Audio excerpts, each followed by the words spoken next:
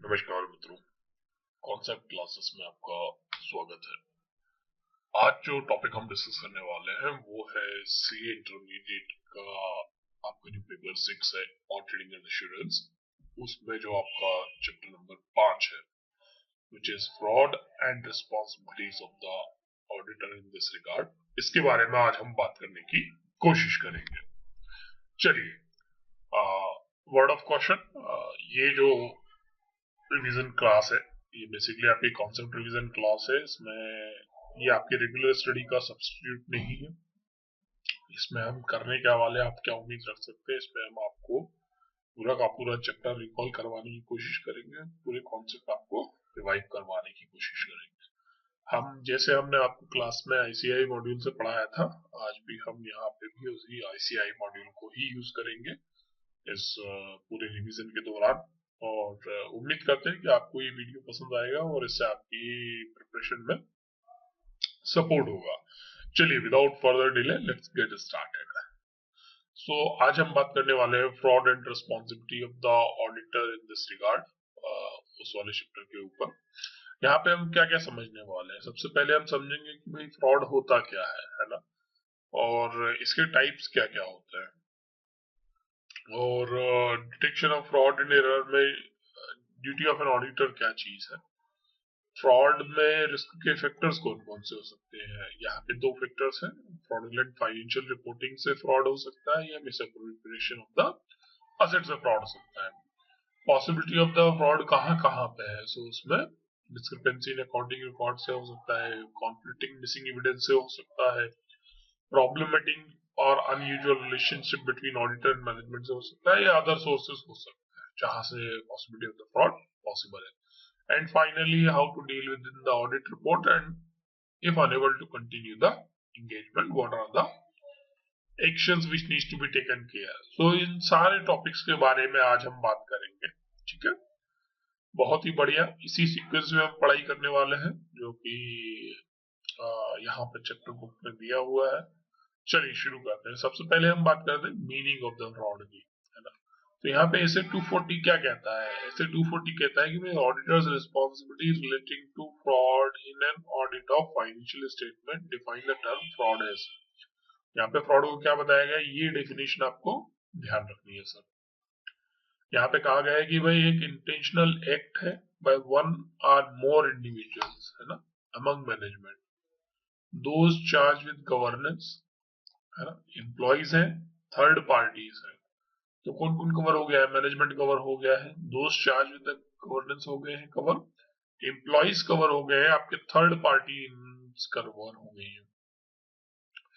Involving the use of deception, है ना, यहाँ पे वर्ड क्या है, deception, use of deception to obtain an unjust और इलीगल एडवांटेज। ये जो है आपका फ्रॉड में फोकस होता है। तो वन और मोर इंडिविजुअल रहेंगे। कौन इंडिविजुअल हो सकते हैं, जो मैनेजमेंट का पार्ट हो, which are charged with the governance, employees हो सकते हैं, थर्ड पार्टीज हो सकते हैं, है ना। क्या यूज करेंगे, यूज ऑफ डिसेप्शन करेंगे to obtain what, to obtain an unjust और इलीगल एडवांटेज। उम्मीद करते हैं आपको समझ में आएगा। चलिए,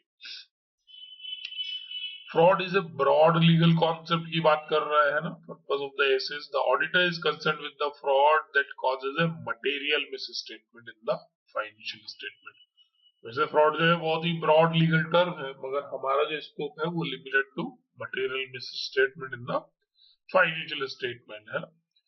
to type of intentional misstatement are relevant to the audit. Number एक, misstatement resulting from fraudulent financial reporting से आ सकता है, या मिसअप्रोप्रिएशन ऑफ द एसेट से आ सकता है, जो हमने यहाँ पे ऊपर बात किया है, राइट, कहां कहां से आ सकता है। चलिए आगे बढ़े।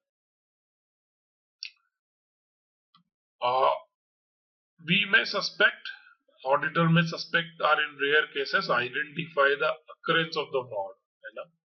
Auditor does not make legal determination of whether fraud has actually occurred. So हम suspect करते हैं और identify करते हैं, but we do not make the determination कि यहाँ पे fraud हुआ है। ठीक है, एक फ्रॉड की कैरेक्टरिस्टिक क्या हो सकते हैं। सबसे पहला कैरेक्टरिस्टिक है कि ये भाई इंटेंशनल एक्टिविटी है ना। Misstatement in the financial statement can arise from either fraud or error.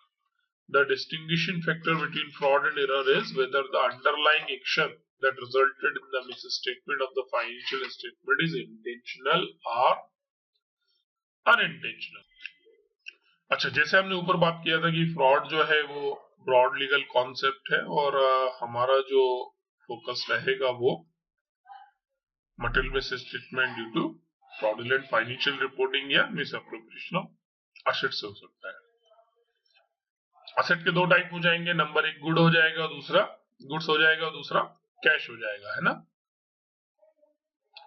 अच्छा, जहां पे भी fraud whether fraudulently financial reporting और misappropriation of the asset involves incentive और pressure to commit fraud, a perceived opportunity to do so and some rationalisation of the act, है ना। तो इसको हम क्या कह सकते हैं, फ्रॉड कह सकते हैं। यहाँ पे अगर आप देखेंगे तो कुछ एग्जांपल्स कोट किए उन्होंने, है ना, कि भाई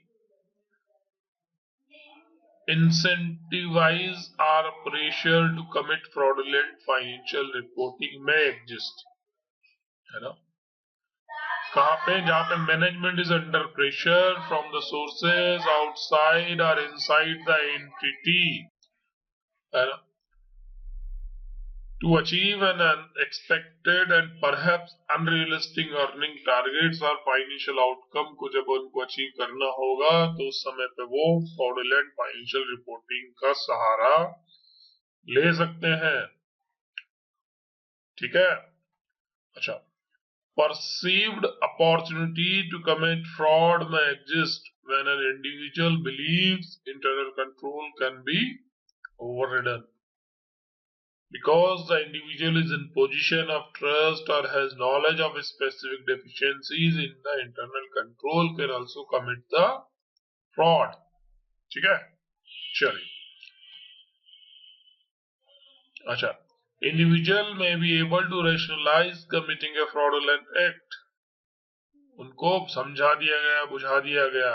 Some individual possess an attitude, character, or set of ethical values that allow them knowingly or intentionally to commit a dishonest act.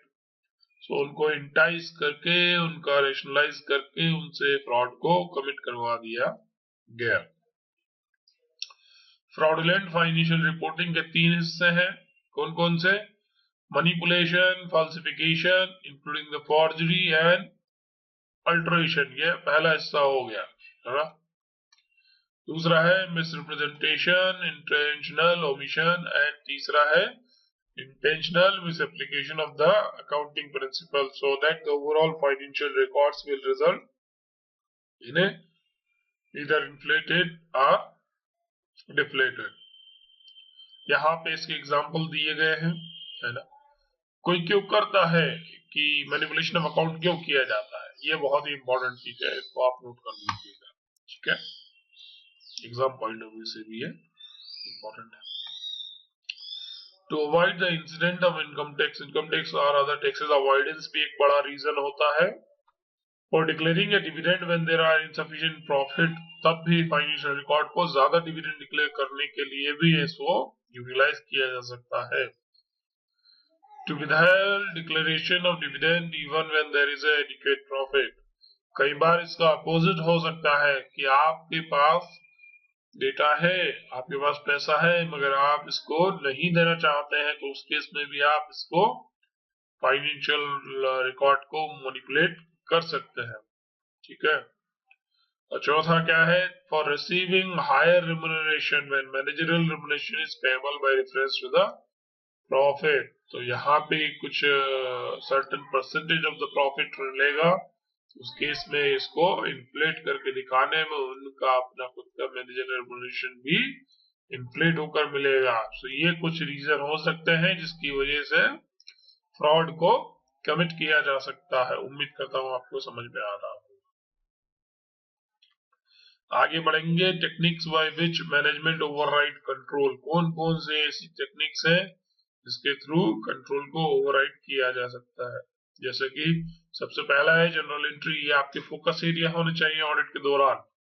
Recording fictitious journal entry is one of the way to typically towards the close to an end of accounting period इस तरह का manipulation किया जाता है ना, ताकि आपके result जो है आप मॉडिफाई कर पाए। अच्छा, inappropriately adjusting assumptions or changing the judgment। हमारा एक थॉट प्रोसेस लेके चले थे, मगर जब टुवर्ड द ईयर एंड पे हमको लग रहा है कि इसकी वजह से हमारा जो है वैल्यू जो काफी कम आ रहा है, फाइनेंशियल रिपोर्ट पे इम्पैक्ट काफी है उसका, तो उस assumption को ही चेंज कर देना ताकि आपके जो रिकॉर्ड्स है वो इन्फ्लेटेड हो जाए। omitting, advancing, delaying और recognition, राइट, ये तीनों तरीके से भी फ्रॉड को कमिट किया जा सकता है। omitting किसी वैल्यू को इंक्लूड ही नहीं करना, advancing कोई वैल्यू फ्यूचर में आने वाले है उसको पहले ही इंट्रोड्यूस कर देना, नेक्स्ट फाइनेंशियल ईयर का डेटा भी इस फाइनेंशियल ईयर में कोट कर देना, राइट। डिलेइंग, इस फाइनेंशियल ईयर का डेटा बैड न्यूज है, उसको डिले कर दिया कि अगले फाइनेंशियल ईयर में दिखाएंगे ताकि इस बार के प्रॉफिट पे उसका इम्पैक्ट ना आए। तो इस तरह की घटनाओं से भी, इस तरह की एक्शन से भी हम जो है ओवरऑल फाइनेंशियल स्टेटमेंट को इन्फ्लेट या रिफ्लेक्ट कर सकते हैं। Concealing and not disclosing the fact is another way और टेक्निक, राइट। इसी का छोटा भाई है ये ओमिटिंग, एडवांसिंग, डिलेइंग का, कि भाई ओमिटिंग कैसे करोगे, बाय कंसीलिंग इट, और डिले कैसे करोगे, by not disclosing it, right. तो इस तरह की कुछ घटनाओं को आप इससे भी कर सकते हैं, फ्रॉड कर सकते हैं। Engaging in the complex transaction, ऐसे ट्रांजेक्शन जिनको समझने के लिए काफी गहराई तक इन्वेस्टिगेट करना पड़ेगा। मल्टीपल अकाउंट से मैनिपुलेट करते हुए एक रिकॉर्ड से दूसरे रिकॉर्ड में, दूसरे रिकॉर्ड से तीसरे रिकॉर्ड में साइफरिंग करते हुए आप जब लेके आते हैं तो उसको आप कॉम्प्लेक्स ट्रांजेक्शन की गिनती में ले सकते हैं। वो समझ सकते हैं कि आपका इस तरीके से ट्रांजेक्शन को पकड़ना, सोर्स ऑफ फंड को ट्रेस करने में काफी मेहनत का टाइम लगेगा, काफी मेहनत लगेगी, तो उस तरीके से भी फ्रॉड को जो है कमिट किया जा सकता है। और फाइनली अल्टरिंग द रिकॉर्ड, सो जो मेन सोर्स ऑफ ट्रूथ है उसी को चेंज कर देना। कई बार सपोज जैसे कि एसओडब्ल्यू वैल्यू जो है वो 100K है इन यूएसडी, उसको आपने 150K कर दिया या 200K कर दिया या 250K कर दिया, तो ये सारी जो चीजें हैं ये अल्टरिंग रिकॉर्ड में आ जाता है। ठीक है, उम्मीद करता हूँ आपको समझ में आया होगा। ये हमने पहले ही बात कर लिया है कि हम क्यों मैनेजमेंट या एम्प्लॉय क्यों फ्रॉड करते हैं, बट फिर भी एक बार क्विकली इसको समराइज कर लेते हैं। फाइनेंशियल ऑब्लिगेशन रहता है कि पहले कमिट किया हुआ है, प्रेशर है मैनेजमेंट के ऊपर, अनरियलिस्टिक गोल है, उसको मीट करने के लिए फ्रॉड करेंगे। डिससेटिस्फाइड एम्प्लॉय अगर होगा, लैक ऑफ मोटिवेशन होगा, तो वो रिकॉर्ड को या एसेट्स को मिस अप्रोप्रिएशन कर सकता है। Name game, in order to make their own name, right? Management using power of authority by asking employees to do something illegal so that their remuneration can go up, right? And finally, opportunity to commit a fraud will also, जब तक opportunity नहीं होगा आदमी कर ही नहीं पाएगा, right. चलिए, misappropriation of the assets क्या होता है इसके बारे में बात करेंगे। ये इन्वॉल्व करता है theft of an entities asset and is often perpetrated by employees in relatively small and immaterial amount को आप misappropriation of the asset में कैलकुलेट कर सकते हैं। बड़ा इक्विपमेंट तो लेके नहीं जा सकता है उठा के, क्योंकि there are check and balances, right. तो छोटी छोटी जो एसेट्स है उनको मिसअप्रोप्रिएशन करने की कोशिश करेंगे। ठीक है, कैसे कर सकते हैं उसको? बाय embezzling the receipt, है ना, stealing the physical asset or intellectual property, वो लेके जा सकते हैं।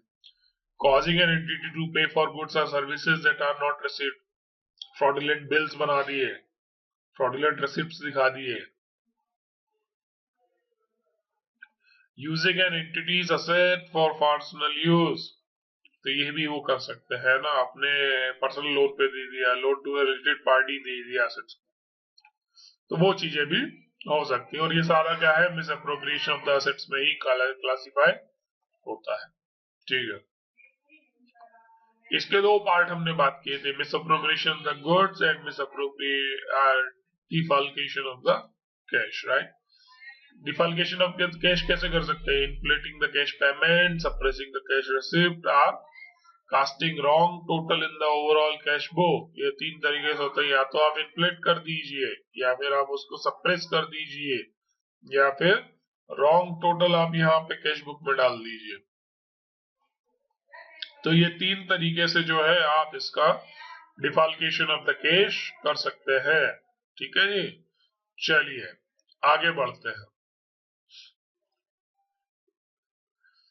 Detection of fraud and error duty of an auditor, तो इसमें बारे में क्या कहा है कि भाई हमारा किस हद तक क्या लेवल रहेगा, हम कितना कंट्रोल कर पाएंगे इस चीज को, उसके बारे में बात करने जा रहे हैं।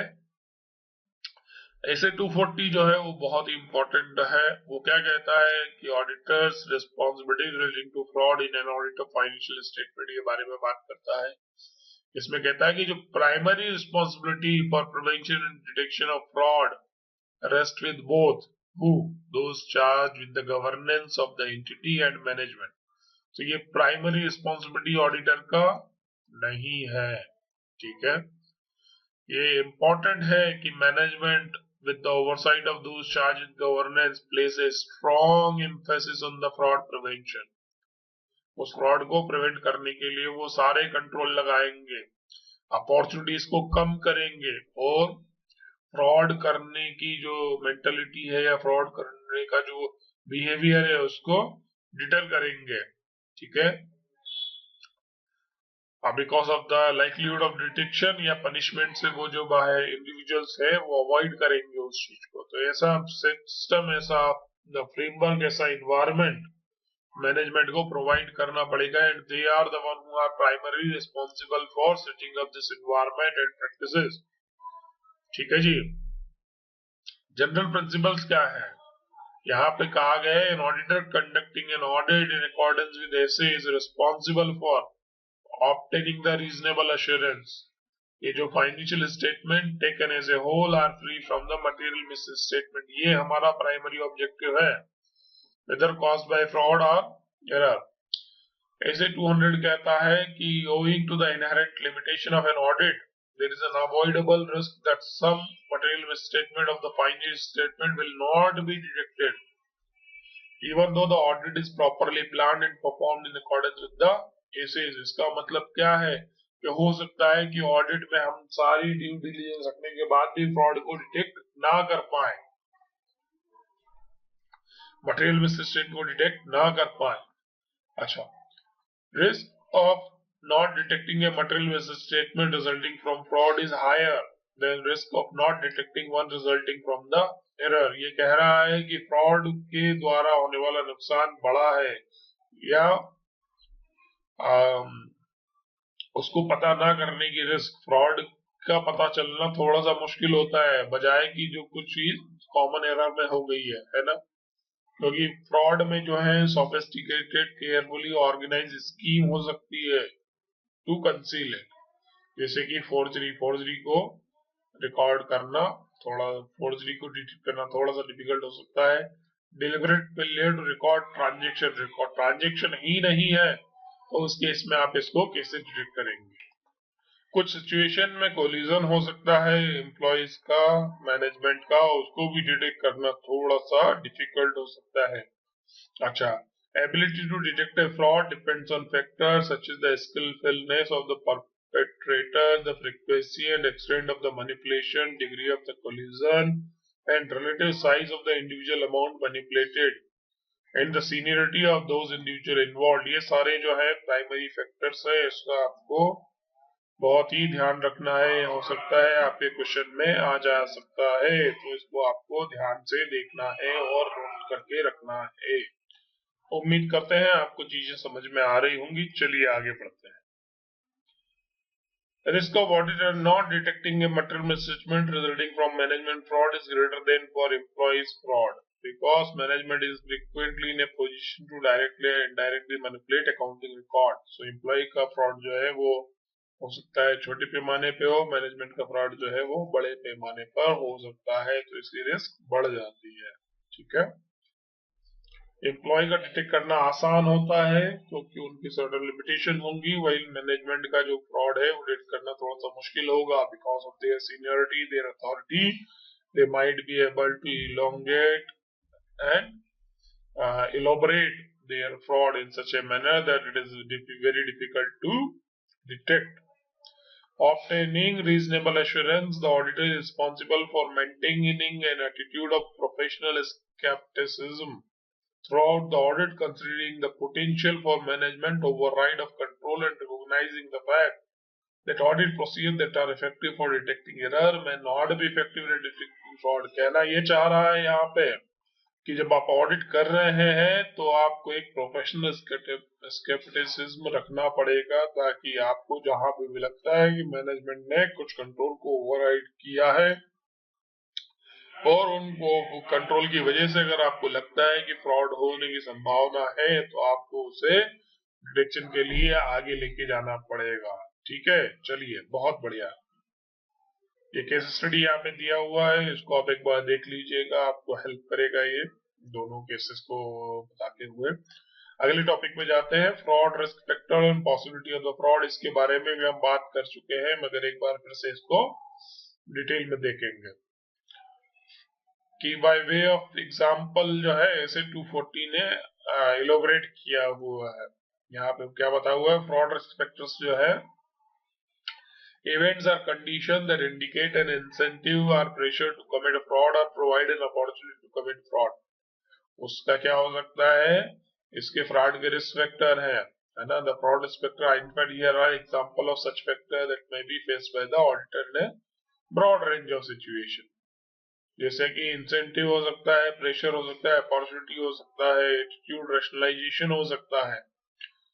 और अगेन यहाँ पे इन तीनों कैटेगरी को इन्होंने दोनों पार्ट में रखा हुआ है। रिस्क फैक्टर में क्या बताया है कि दो तरीके हो सकते हैं, फ्रॉडुलेंट फाइनेंशियल रिपोर्टिंग हो सकती है, मिसएप्रोप्रिएशन ऑफ द एसेट हो सकता है। उसके भी 3 सब टाइप्स बताए हुए हैं। कौन कौन से, इंसेंटिव हो सकता है या प्रेशर हो सकता है मैनेजमेंट से, अपॉर्चुनिटी हो सकती है फ्रॉड को कमिट करने की, और बंदे का खुद का एटीट्यूड या रेशनलाइजेशन कर सकते हैं कि ये जो काम कर रहे हो ये ठीक कर रहे हो, जैसे ओके उसको रेशनलाइज कर दिया कि भाई ये गलत नहीं है, इस तरीके से भी उसको दिखा के ये 3 कैटेगरी में इसको डेटा को यहाँ पे लेके आ सकते हैं। यहाँ पे कुछ एग्जांपल्स कोट किए गए हैं ना। इंसेंटिव या pressure is threatened by economic, industry or entity operating conditions such as high degree of competition or market saturation accompanied by the declining margin। में भी आप क्या कह सकते हो, आप इंसेंटिव दे सकते हो, या प्रेशर है उसकी वजह से, इंडस्ट्री की वजह से।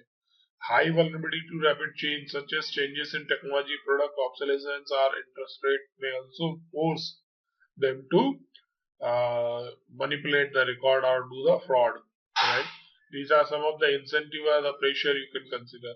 Significant decline in the customer demand is also a pressure, and increasing business failure either in the industry or overall economy may also serve as a pressure. Operating losses making the threat of bankruptcy is a pressure.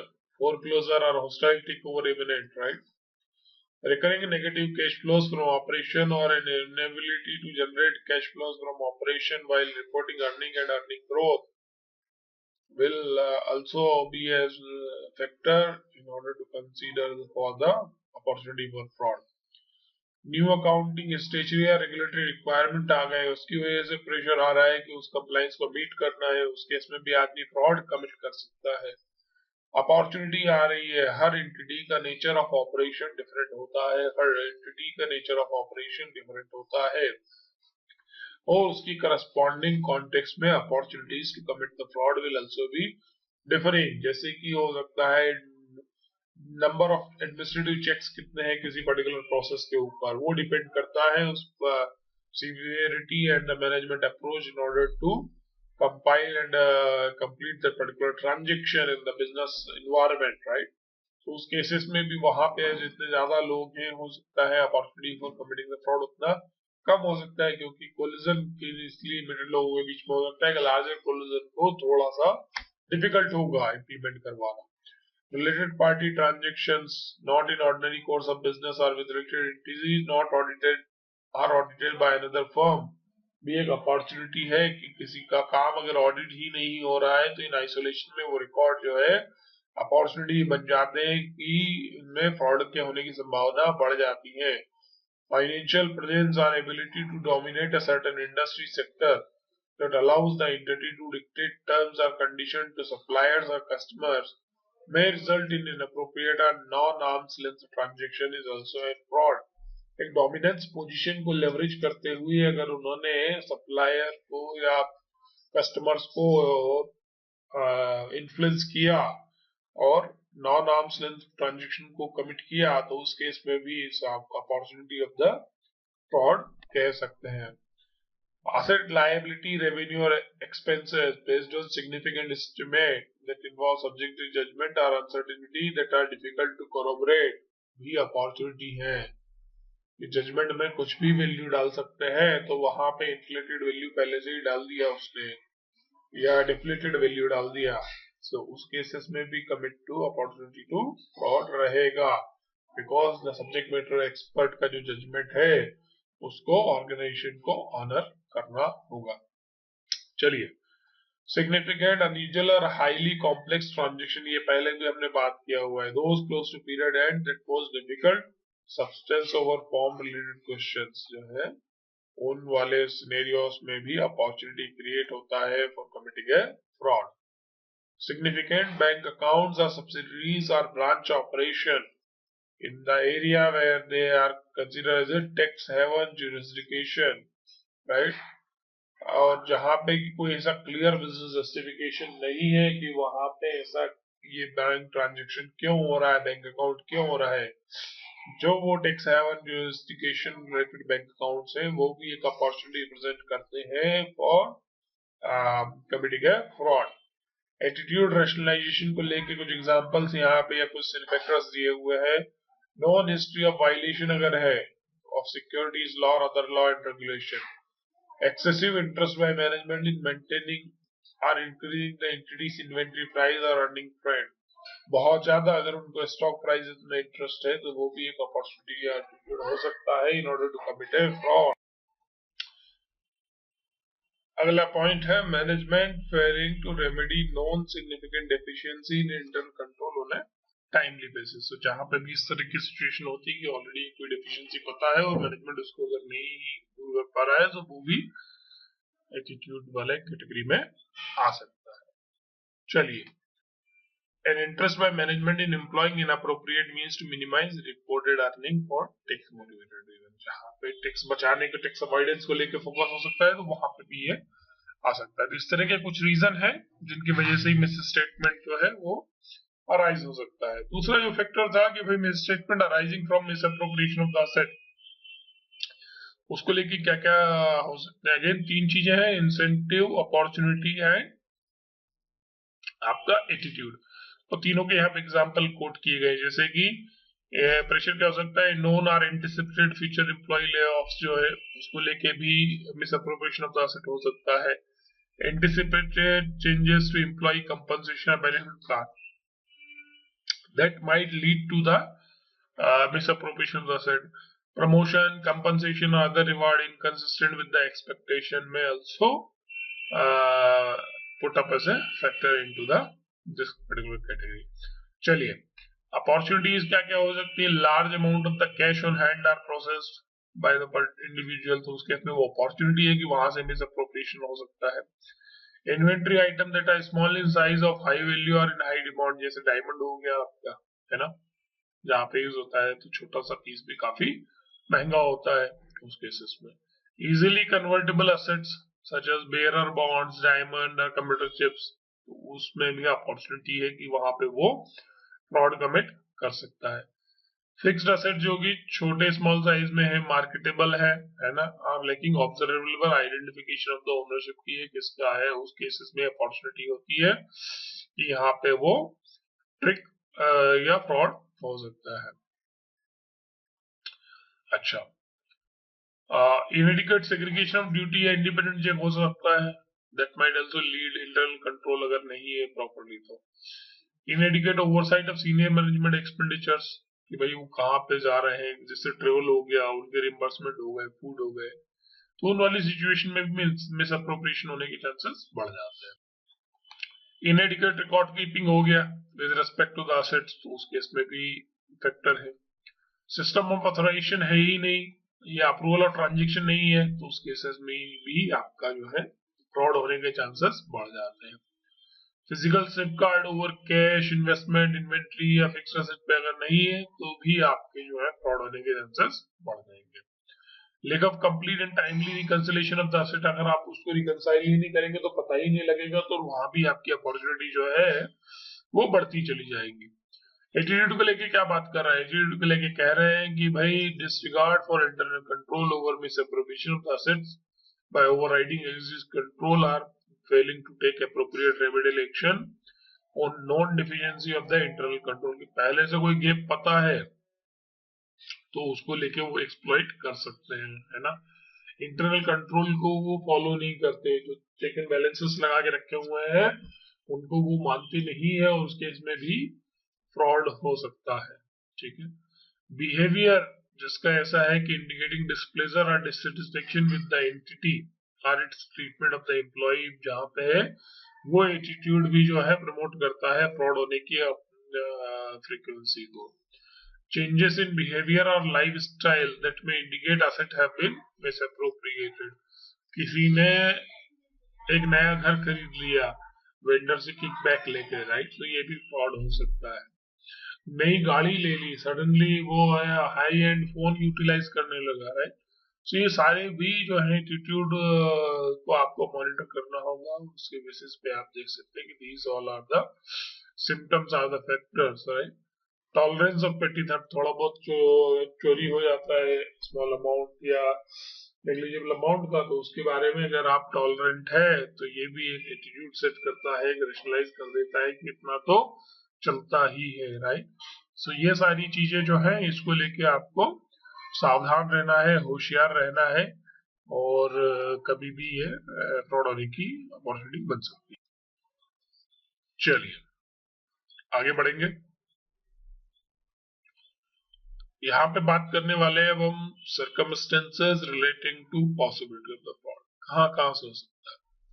Discrepancies in the accounting record, conflicting और missing evidence अगर होता है तो, आपको problematic या unusual relationship है किसके बीच में, ऑडिटर और मैनेजमेंट के बीच में या अदर, ये सारी सिचुएशन जब आपको लगती है उस वाले केसेस में आपकी पॉसिबिलिटी ऑफ फ्रॉड जो है बढ़ जाती है। ठीक है, चलिए यहाँ कुछ एग्जांपल्स कोट किए हुए हैं, देखिए आप।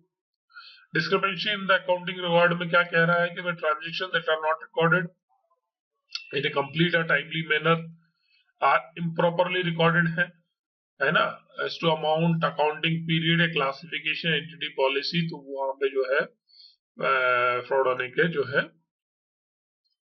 पॉसिबिलिटी आपकी बढ़ जाएगी। मिसिंग स्टेटमेंट है या मिसिंग एविडेंसेस है या कॉन्फ्लिक्टिंग एविडेंसेस है, तो उस केस में जैसे कि क्या क्या हो सकता है, यहाँ पे डॉक्यूमेंट्स ही नहीं अवेलेबल है ना। डॉक्यूमेंट जो दूर से देखने पे लग जाता है कि इनको मॉडिफाई किया गया, अल्टर किया गया हुआ है। अनएक्सप्लेन्ड आइटम बहुत सारे हैं रिकंसिलेशन के दौरान में। अनयूजुअल डिस्क्रिपेंसीज हैं एंटिटी के रिकॉर्ड में और एंड कंफर्मेशन रिप्लाईज जो मिल रहे हैं। Large number of credit entries है अकाउंट रिसीवेबल रिकॉर्ड में। नॉन एग्जिस्टेंट कैंसिल्ड चेक है ना, सर्कमस्टेंसेस जहाँ पे कि cancel cheque are ordinary return to the entity with the bank statement. Missing inventory है, physical asset of significant magnitude, right. Unavailable or missing electronic evidences है, और entity की जो रिकॉर्डेशन प्रैक्टिस है उससे इनकंसिस्टेंट है ये घटना। तो इन सारी चीजों से भी आप ये पता लग सकते हैं कि ये जो है मिसिंग एविडेंसेस कैटेगरी में आ रहा। चलिए सी कैटेगरी की तरफ मूव करते हैं, जो कि आपका प्रॉब्लमेटिक या unusual relationship between the auditor and manager. ये क्या क्या हो सकता है यहाँ पे? Denial of access to records, record मिलेंगे नहीं, सर्टेन एम्प्लॉय से बात नहीं करने दी जा रही है, कस्टमर्स वेंडर्स को एक्सेस नहीं दिया जा रहा है ना, जिनसे कि आप ऑडिट एविडेंस ले सके, तो ये भी जो है तकलीफ वाला काम हो सकता है। टाइम प्रेशर डाला जा रहा है by management to resolve complex और contentious issue, right, contentious issue. Unusual delay by the entity in providing requested information, अगर बहुत ज्यादा समय लग रहा है किसी छोटी सी चीज का डेटा को प्रोवाइड करने में, अनरीजनेबल समय लग रहा है। Unwillingness to facilitate auditor access to key electronic files for testing, है ना, through the use of CAAT, उनको लग रहा है कि शायद इसमें कुछ मिल जाएगा। Denial of access to key IT operation staff and facilities, unwillingness to add और revise disclosure in the financial statement, है ना, to make it more complete and understandable. और उनकी unwillingness to address identified deficiencies in internal control on a timely basis. ये सब भी क्या describe करता है, प्रॉब्लमेटिक या unusual relationship between the auditor and management को।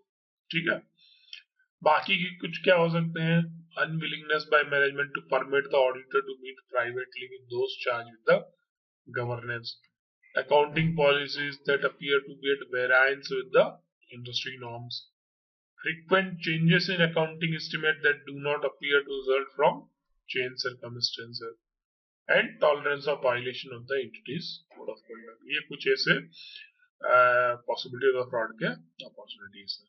ठीक है, फ्रॉड रिपोर्टिंग में क्या करना है, कैसे करना है और कब करना है, ये सारी बातें आप करेंगे। सेंट्रल गवर्नमेंट को हमें रिपोर्ट करना होता है, कौन कहता है, section 143 of the companies act कहता है।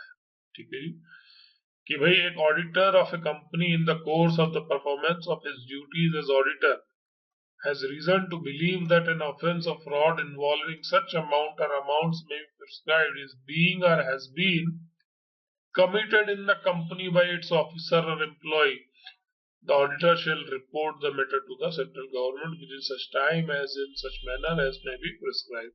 कहना क्या चाह रहा है कि सेक्शन 143 के हिसाब से कंपनीज एक्ट 2013 कहता है कि ऑडिटर को अगर पता लगा कि कहीं कंपनी ने या कंपनी के ऑफिसर्स ने फ्रॉड किया है जिसके अंदर के इतना पैसा जो कि सेंट्रल गवर्नमेंट प्रिस्क्राइब करता है वो इन्वॉल्व है, तो उस केसेस में आपको सेंट्रल गवर्नमेंट को with in a certain timeline में रिपोर्ट करना होगा, किसको, ऑडिटर।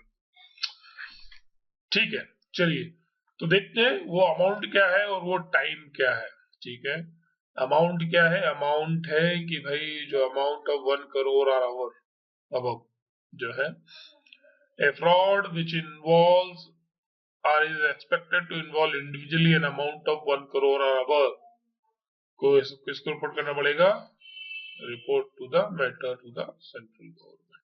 ठीक है, कितने दिनों में रिपोर्ट करना होगा। ठीक है, सबसे पहले जैसे ही जानकारी लगती है, auditor shall report the matter to the board of the audit committee as the case may be immediately but not later than 2 days of his knowledge, seeking their reply or observation within 45 days। 45 दिनों के अंदर उनका जवाब आना चाहिए। उनका जवाब आने के बाद में on receipt of such reply और ऑब्जर्वेशन, ऑडिटर जो है वो अपनी report along with the reply off the observation of the board, ठीक है, कहाँ भेज देगा, भेज देगा सेंट्रल गवर्नमेंट को। कितने दिनों में, 15 दिनों में। कहाँ से, date of receipt of such reply और ऑब्जर्वेशन से। so, पहली बात, जैसे ही पता लगा विद इन 2 डेज में उसको बोर्ड को भेजना है या ऑडिट कमेटी को भेजना है। ठीक है, 45 दिन का इंतजार करेगा कि भाई जवाब आने दो, चिट्ठी तो भेज दी है, जवाब आने दो। जैसे ही जवाब आता है वहां से 15 दिनों में जो भी जवाब आया है और जो ऑब्जर्वेशन है वो कहाँ भेज देना है, वो भेज देना है सेंट्रल गवर्नमेंट को। अगर ऑडिटर को जवाब नहीं आया है 45 दिनों में, तो जो है ऑडिटर फिर भी अपनी रिपोर्ट जो है सेंट्रल गवर्नमेंट को भेजेगा along with a note containing the details of his report that was earlier forwarded to the board or audit committee को जो भेजा था और जिसके लिए उसे जवाब अभी तक नहीं मिला है। ठीक है, the report shall be sent to the secretary, Ministry of Corporate Affairs in a sealed cover by registered post with acknowledgement due or by speed post followed by an email in confirmation of the। जो report आप भेज रहे हैं central government को वो आपके letter head पे होना चाहिए और आपका पोस्टल एड्रेस और ईमेल एड्रेस उसमें मेंशन होना चाहिए, आपका कॉन्टेक्ट टेलीफोन नंबर या मोबाइल नंबर उसमें होना चाहिए और ऑडिटर को सील के साथ उसको साइन करना चाहिए और अपना मेंबरशिप नंबर भी दिखाना होगा। क्या क्या लिखना होगा, postal address, email address, contact number, उसका मेंबरशिप नंबर, सिग्नेचर और सील, ये सारी चीजें आपको उस रिपोर्ट के ऊपर होना चाहिए। और the report shall be in the form of a statement as specified in the form ADT4, ये ध्यान रखिएगा। कई बार आपको एमसीक्यू में देखने को मिल सकता है। चलिए, ऑडिट कमेटी या बोर्ड को कब रिपोर्ट करना है? जब सेक्शन 143 में जो है फिर से कहता है कि in case of a fraud involving lesser than the specified amount, जो कि अभी करंटली 1 करोड़ स्पेसिफाइड है, the auditor shall report the matter to the audit committee constituted under section 177, अगर ऑडिट कमेटी है तो, या फिर to the board in other cases within such time and in such manner as may be prescribed. वो manner और वो time क्या है उसके बारे में बात करेंगे।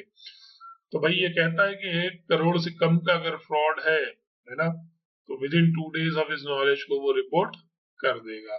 क्या स्पेसिफाई करना है? Nature of the fraud with description, approximate amount which might be involved and who might be the parties which are involved. ये सारी चीजें आपको यहाँ पे रिपोर्ट करनी होंगी। किसको? बोर्ड को या ऑडिट कमेटी को, दोनों को कर सकते हैं। ऑडिट कमेटी के सेक्शन में फॉर्म होती है सेक्शन 177 में। कौन सा रूल कहता है कि ये बोर्ड या ऑडिट कमेटी को रिपोर्ट करना है? Section 143 of the companies act, है ना। सब सेक्शन 12 कहता है कि आपको रिपोर्ट करना है। कब रिपोर्ट करना है? बोर्ड या कंपनी को नहीं, सेंट्रल गवर्नमेंट को, जब आपका अमाउंट जो है वो 1 करोड़ से कम है। 1 करोड़ से ज्यादा का अमाउंट है तो आपको सेंट्रल गवर्नमेंट में इंटीमेट करना होगा। प्रोसेस के लिए सिंपल वही रहेगा, जानकारी लगने के 2 दिन के अंदर में आप बोर्ड को या ऑडिट कमेटी को इंटीमेट कर दिए। 45 दिनों तक उनके जवाब का इंतजार कीजिए। जवाब आते ही 2 अपॉर्चुनिटी है, जब या तो जवाब आएगा या जवाब नहीं आएगा। अगर जवाब आ जाता है तो जवाब आने से 15 दिनों के अंदर में आपको सेंट्रल गवर्नमेंट को ADD 4 में रिपोर्ट भेज देना है। साथ में आपकी रिपोर्ट लगा देनी है। रिपोर्ट के साथ साथ जो भी रिस्पॉन्स आपको बोर्ड से या ऑडिट कमेटी से मिला है वो भी अटैच कर देना है और ये रिस्पॉन्स आपको भेज देना है। रिपोर्ट जब भेजेंगे उस पर क्या लिखा हुआ होना चाहिए? उस पर लिखा होना चाहिए आपका नाम, आपकी सील, आपका मोबाइल नंबर, आपका पोस्टल एड्रेस, आपका ईमेल नंबर, आपकी कॉन्टेक्ट डिटेल्स, राइट। और ये सारी चीजें लिखने के बाद में जो है आप इसको स्पीड पोस्ट से या रजिस्टर्ड पोस्ट विद एक्नॉलेजमेंट से किसको भेज देंगे? Secretary, ministry of corporate affairs को भेज देंगे, है ना। Followed by an email in confirmation of the same. तो ये आपका मैनर प्रिस्क्राइब किया हुआ है। चलिए आगे बढ़ते हैं।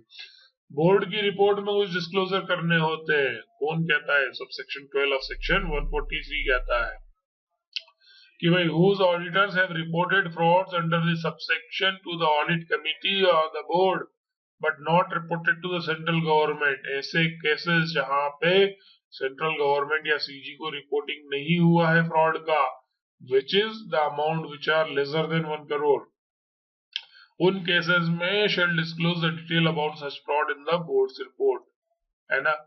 तो क्या क्या रिपोर्ट करेंगे? यहाँ पे रिपोर्ट करेंगे nature of the fraud with description, approximate amount involved and parties involved, if remedial action is not taken and remedial action taken, कि हमने क्या क्या करेक्शन ले लिया है, रेमेडियल एक्शन ले लिया है, वो सारी चीजें आपको यहाँ पे रिपोर्ट करनी पड़ेंगी। ये चार्ट आप एज ए समरी यूटिलाइज कर सकते हैं, है ना। यहाँ पे वही चीजें बताई गई हैं जो हमने अभी बात किया है। चलिए आगे बढ़ेंगे। यहाँ पे एक बहुत अच्छा इंपॉर्टेंट पॉइंट है,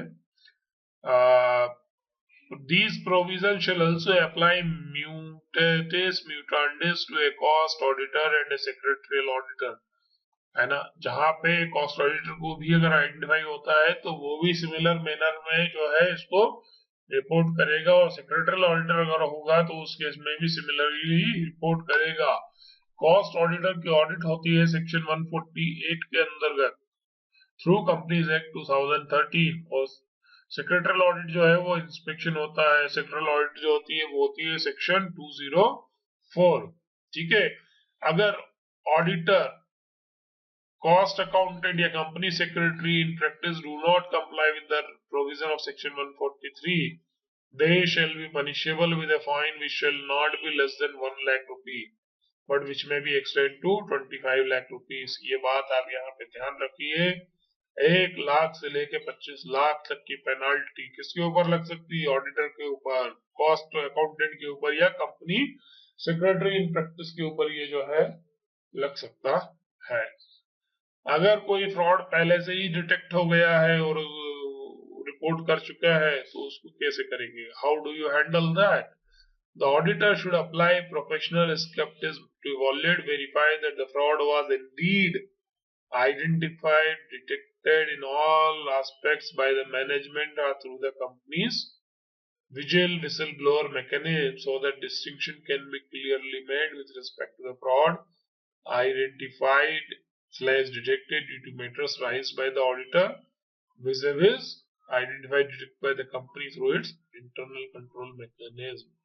तो आपको यहाँ पे ये नोटिफाई करना है कि वो किस बेसिस पे आपको आइडेंटिफाई हुआ है, राइट? तो ये आपको डिफरेंशिएट करना पड़ेगा। अच्छा, reporting on the fraud under section 143(12) जो बोलता है required even by the cost auditor and the secretarial auditor of the company.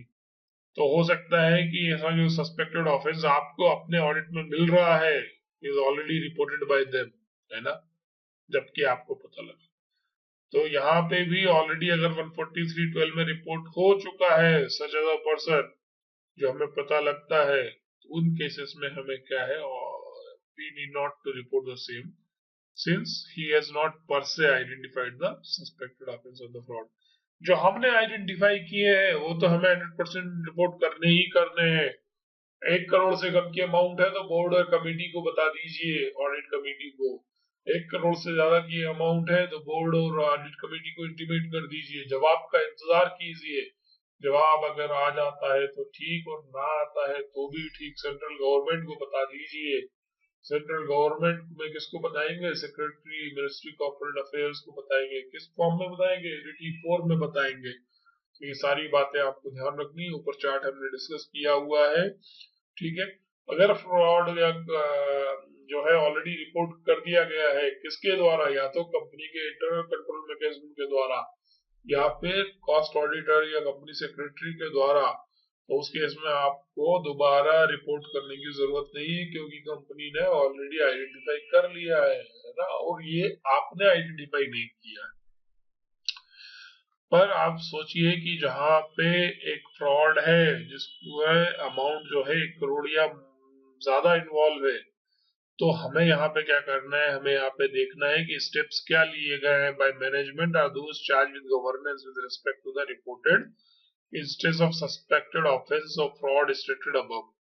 अगर आप सेटिस्फाइड नहीं है उस सिचुएशन से, या तो आपको क्या करना है? अपने रीजन फॉर डिससेटिस्फेक्शन जो है इन राइटिंग में लिखना है मैनेजमेंट को, या those charge with the governance to perform additional procedure जो आप चाहते हैं, है ना, कि ये मैटर को अप्रोप्रिएटली एड्रेस करने के लिए। अगर 45 दिनों में मैनेजमेंट ने वो एड्रेस करने पे या रिस्पॉन्स करने में प्रॉपरली अप्रोप्रिएटली एडिशनल प्रोसीजर्स नहीं परफॉर्म किए, तो आपको इवैल्यूएट करना है कि क्या आप ये सेंट्रल गवर्नमेंट को रिपोर्ट करेंगे according to rule 13 of the companies act which is audit and auditors rule 2014। तो यहाँ पे आपको एक एडिशनल चेक एंड बैलेंस रखना है कि अगर एक्शंस ठीक से नहीं लिए गए हैं तो आपके पास राइट है कि आप दोबारा रिक्वेस्ट कर सकते हैं कि इसको प्रॉपरली एड्रेस कीजिए, और अगर एड्रेस नहीं किया है तो आप चाहे तो आप सेंट्रल गवर्नमेंट को रिपोर्ट कर सकते हैं, ठीक है। Reporting under companies auditors report order 2016 कारो 2016 में जो है क्लॉज 10 जो बोलता है वहां पे भी ये जो है रिपोर्टिंग की बात की गई है कि भाई any fraud by the company और any fraud on the company by its officer और एम्प्लॉय हैज बीन नोटिस्ड और reported during the year if yes उसका नेचर और अमाउंट इन्वॉल्व क्या है टू बी इंडिकेटेड। तो यहाँ पे इसकी बात कर ली गई है। यहाँ पे audit procedure and reporting under कारो के बारे में पूरा डिटेल डाला हुआ है, ठीक है। तो इस वाले टॉपिक को हम बहुत ज्यादा डिटेल में नहीं पढ़ने वाले हैं, बट ये 5 ही पॉइंट्स हैं, तो आप एक बार इसको देख लीजिएगा। चलिए आगे बढ़ते हैं। Auditor unable to continue the engagement. Situation ऐसी आ गई है कि भाई अब हम जो है पानी नाक के ऊपर से निकल चुका है, तो उस केस में हम इसको कैसे कंटिन्यू करेंगे या नहीं करेंगे, है ना।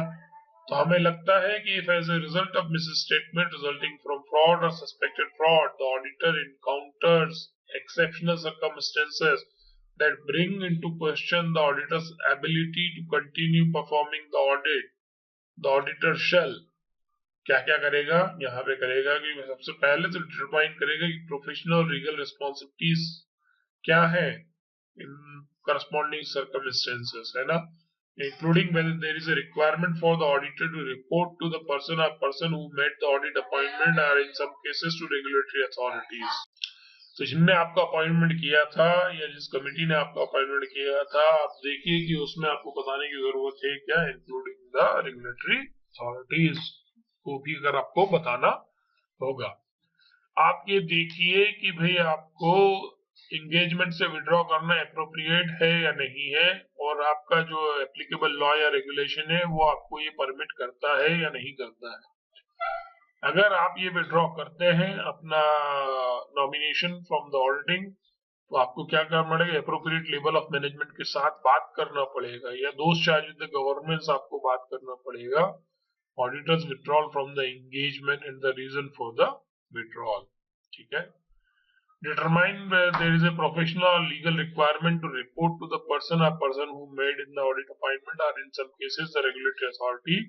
The auditor's withdrawal from the engagement and the reason for the withdrawal should also be reported. ठीक है जी। तो यहाँ पे आके आपका जो है chapter 5 which is I'm sorry, fraud and responsibility of the auditor in regards to the fraud जो है हमने कंप्लीट किया है। क्या क्या बातें पढ़ी हैं हमने सारा सेक्शन जो है शुरुआत में जो बात किया था वो हमने सब कुछ कवर किया है। अगर आप देखेंगे तो हमने, लेट मी स्क्रॉल अप, हमने बात कर लिया है यहाँ पे आपका कि फ्रॉड क्या होता है उसके बारे में हमने बात कर लिया है ना। Types and results of the fraud के बारे में बात कर लिया, detection of the fraud and error and उसके करस्पॉन्डिंग ऑडिटर की ड्यूटी क्या है, फ्रॉड में रिस्क के फैक्टर कौन कौन से हो सकते हैं, पॉसिबिलिटी ऑफ फ्रॉड की अपॉर्चुनिटीज कौन कौन सी हो सकती है, ऑडिट रिपोर्ट कौन कौन सी किस तरीके से आपको रिपोर्टिंग करनी है, और अगर आप कंटिन्यू नहीं कर पा रहे एंगेजमेंट को उस केस में आपको क्या एक्शंस लेने हैं वो हमने बात किया है। ऑडिट रिपोर्ट में एक चीज हमने बहुत डिटेल में कवर नहीं किया है, वो है आपका कारो 2016 रिपोर्टिंग। तो उसमें शायद अमेंडमेंट आएगा, तो आपको कारो 2020 होगा तो उसके लिए मैं एक सेपरेट वीडियो जो है आपको डाल दूंगा, इसलिए हमने बहुत ज्यादा इसमें डिटेल में कारो 2016 को नहीं पढ़ा है। अगर वो 5 ही पॉइंट है तो आप उसको ऑफलाइन रिव्यू करके देख सकते हैं। I don't think it's gonna take more than 10 minute. मुझे कमेंट सेक्शन में आप लिख के बताइएगा कि अगर आपको लगता है कि कारो 2016 वाला टॉपिक भी आप मुझे कवर करना चाहते हैं तो मैं उसके लिए एक सेपरेट वीडियो आपको डाल दूंगा, और that will help you in order to prepare for it. उम्मीद करता हूं कि आपको दोस्तों ये वीडियो जो है पसंद आया होगा। समय की अपनी मर्यादा होती है, हम नहीं चाहते कि आपको एक बहुत लंबा वीडियो डाल दे। ऑब्जेक्टिव इस पूरे वीडियो का यही रहता है कि आपको जो है सारा टॉपिक जो है क्विकली रिकॉल हो जाए, सारे मेजर पॉइंट्स को हम टच बेस कर ले, और आईसीआई मॉड्यूल से ही कर रहे हैं तो कहीं से कहीं तक कोई भी टॉपिक छूटने के चांसेस नहीं है ना। फ्लो हमने वही रखा है जो आईसीआई मॉड्यूल में रखा हुआ है, और उम्मीद करते हैं कि भाई आपको ये वीडियो पसंद आ रहा होगा। और अभी हमारी सीरीज जो चल रही है वो ऑडिटिंग एंड एश्योरेंस पे चल रही है। आप हमें बताइए कि अगली सीरीज आप कौन सी देखना चाहते हैं, आप कमेंट कीजिएगा नीचे वीडियो में। हम कोशिश करेंगे कि आपके कमेंट का, क्वेरीज का अप्रोप्रिएट फीडबैक लेकर इम्प्लीमेंट करें। और दोस्तों अगर आपने हमारे चैनल को अभी तक सब्सक्राइब नहीं किया है तो हम उनसे रिक्वेस्ट करते हैं कि आप इसे सब्सक्राइब करें, और कृपया इस वीडियो को अगर आपको पसंद आए तो लाइक कीजिए और शेयर कीजिए अपने दोस्तों के साथ। हमारी कोशिश यही रहती है कि किसी का एक नंबर भी इसमें बढ़ जाएगा इस पूरे वीडियो को देखने के बाद में, किसी एक बच्चे का भी, तो हमारा ये वीडियो बनाने की जो मेहनत है वो सफल हो जाएगी। चलिए दोस्तों आज के लिए बस इतना ही। धन्यवाद आपके समय पेशेंस के लिए, और all the best for your preparations. मुलाकात होती है आपसे अगले ही ऐसे किसी एक वीडियो के साथ जल्द ही। Take care, bye bye.